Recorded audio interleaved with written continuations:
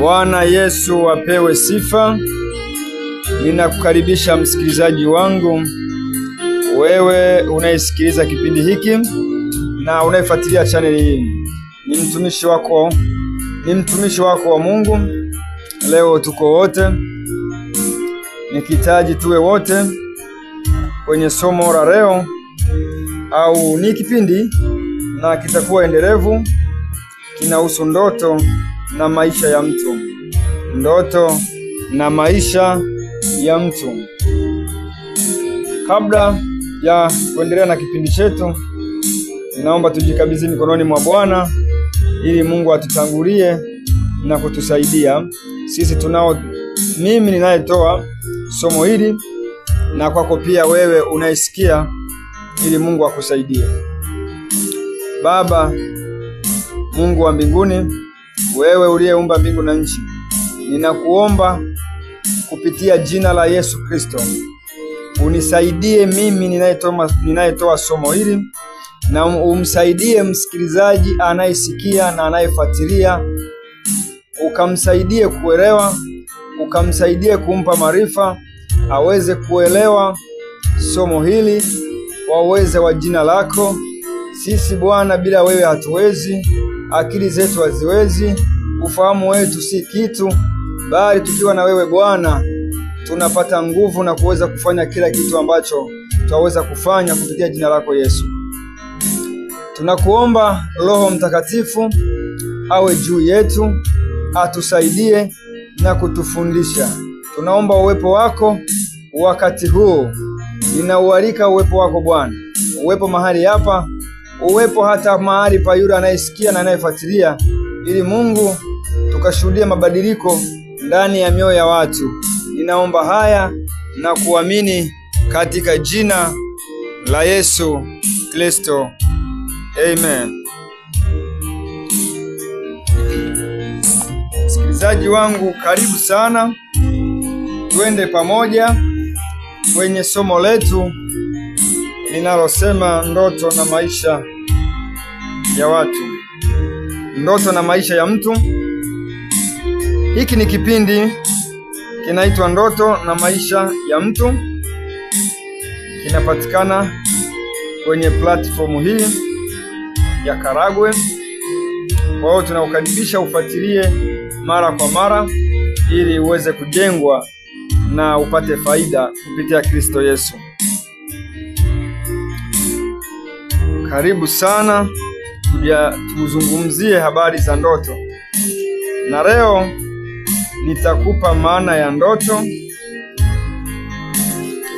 na pia nitakupa vipengele vichache kidogo kwa siku ya leo, ili uweze kuelewa kidogo viunga vinavyohusu ndoto. Alafu somo litakuwa endelevu na tutajifunza namna ya kutafsiri ndoto, kwa sababu watu wengi wametokea wakitafsiri ndoto, lakini wengine wameenda mbali zaidi. Wamefanya ndoto kama vile kukariri.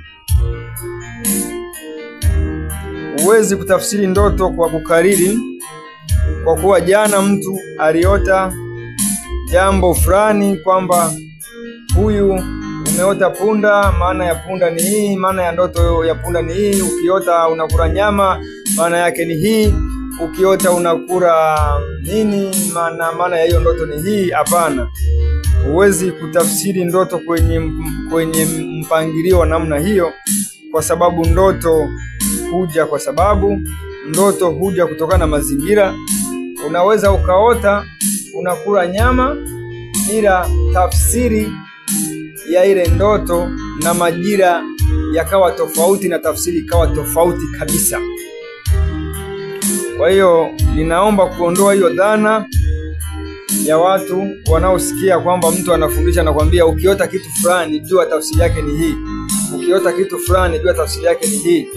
Kwa hiyo si sahihi, ila ninataka tuanze kujua kwanza ndoto. Kwanza, swali la kwanza tujiulize, ndoto ni nini? Na nitajibu kwanza kisayansi na nitajibu kielimu ya kawaida. kabla ya kuingia ndoto kibibilia. Kwa sababu ili uweze kuelewa maana, unatakiwa uelewe maana kwanza ya ndoto ya kawaida, kwa maana ya kawaida, kwa maana ya kielimu ya kawaida. Ndio twende hatua kwa hatua ili utaweza kujua nini maana ya ndoto. Lakini nikienda moja kwa moja nikaanza kukwambia ndoto hivi na hivi na hivi na hivi, yawezekana usielewe na ukaangukia kwenye mtego ambao usiweze kuelewa ndoto ni nini hasa. Ndoto ilikuwepo tangia zamani, zilikuwepo. Hebu tuende tuone maana ya ndoto. Ndoto ni mfululizo wa picha, mawazo, mihemko na hisia ambayo hutokea akilini kwa kawaida bila makusudi katika hatua fulani za usingizi. Hiyo nimekupa ndoto. Ndoto tafsiri yake, yani maana ya ndoto, maana ya neno ndoto. Nadhani tuko pamoja hapo. Sasa kuna kitu huwa kinachunguza ndoto. Waliwahi kufanya zamani wanasayansi fani inayochunguza ndoto kisayansi, inaitwa onirolojia.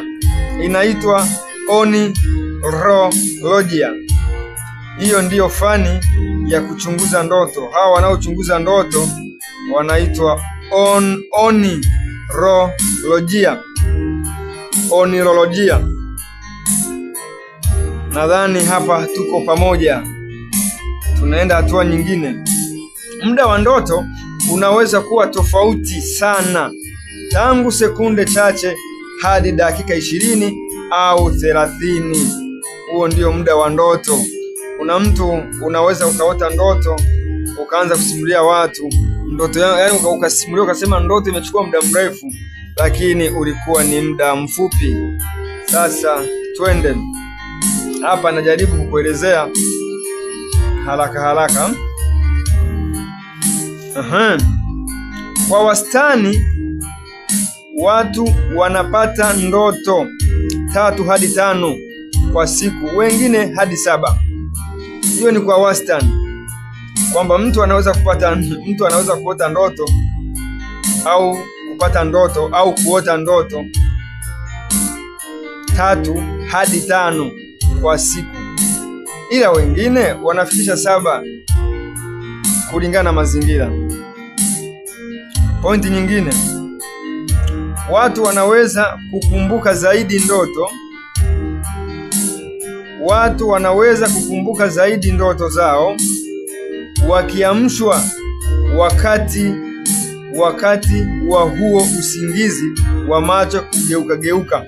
Yaani pale ulikuwa unaota, ghafla mtu anakuja na kugusa, anakutoa kwenye usingizi haraka.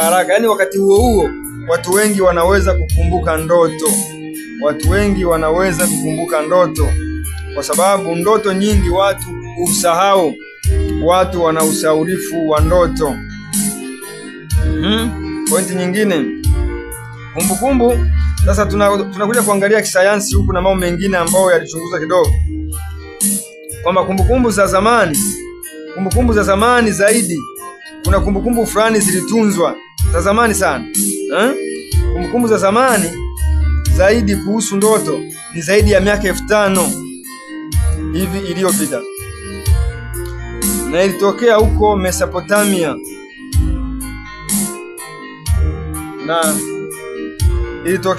Mesopotamia, ambapo zilichorwa katika vigae. Hizi ndoto zilichorwa. Nadhani tuko pamoja. Katika Ugiriki ya kale na Roma ya kale, watu walisadiki ndoto zinaleta ujumbe kutoka kwa Mungu au kwa marehemu fulani, na kwamba zina tabiri ya kesho. ya kesho. Hizo ndoto zinatabiri. Kwa hiyo haya ni mambo fulani kidogo ambayo nimejaribu kugusia kwanza kabla hatujaingia kwenye jambo lenyewe. Sasa nadhani hilo weka akilini, fikiria vizuri kuhusu ndoto. Twende. Nitakwambia kitu kimoja ambacho kinaweza kikawasikitisha watu wengi au mtu fulani.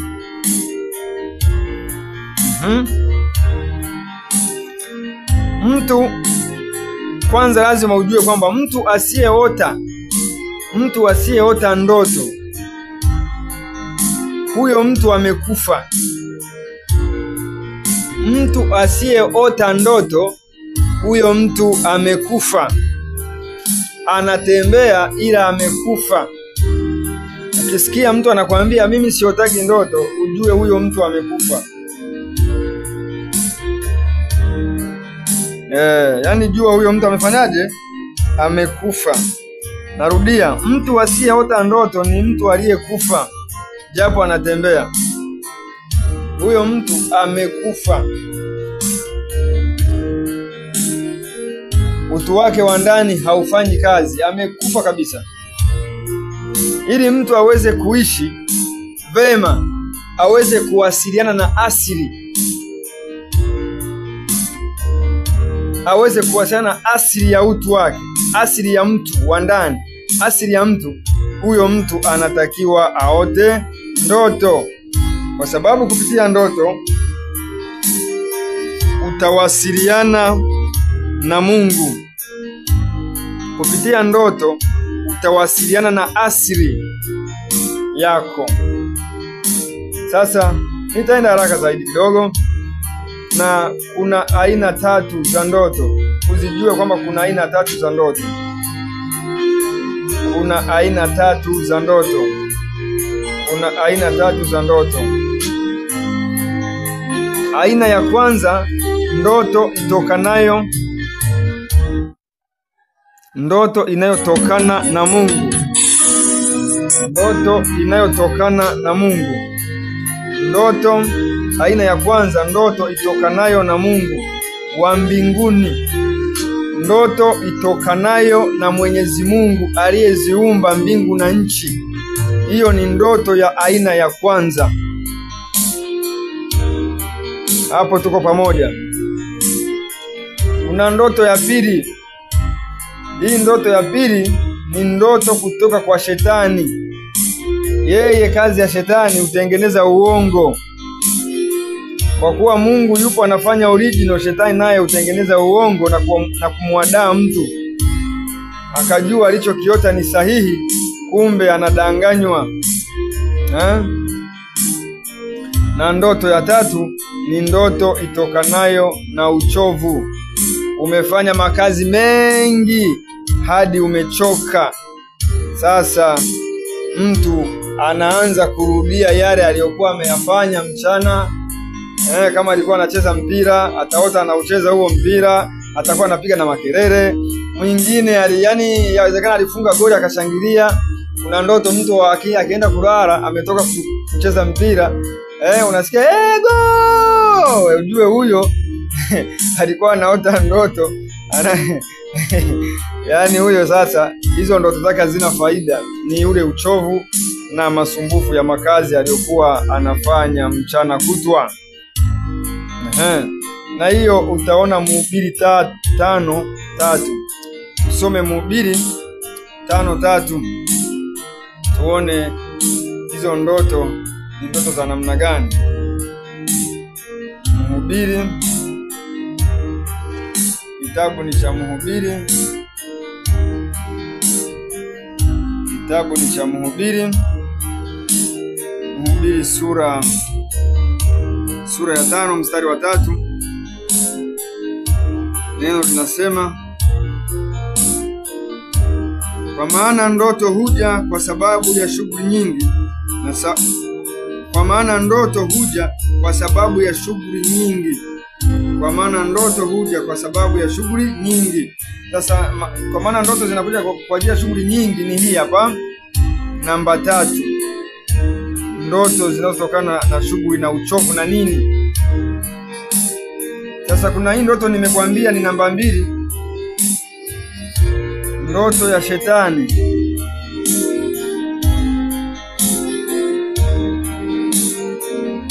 Bwana Yesu asifiwe. Zekaria 12. Zekaria 12. Zekaria 2. Zekaria Zekaria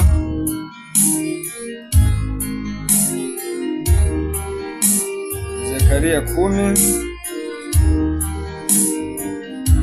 Zekaria 12 inasimama hii ndoto ya shetani inayotokana na upande wa pili wa katika ulimwengu wa giza wa shetani. Kwa maana vinyago vimenena maneno ya ubatili, nao waaguzi wameona uongo, nao wameleta habari za ndoto za uongo.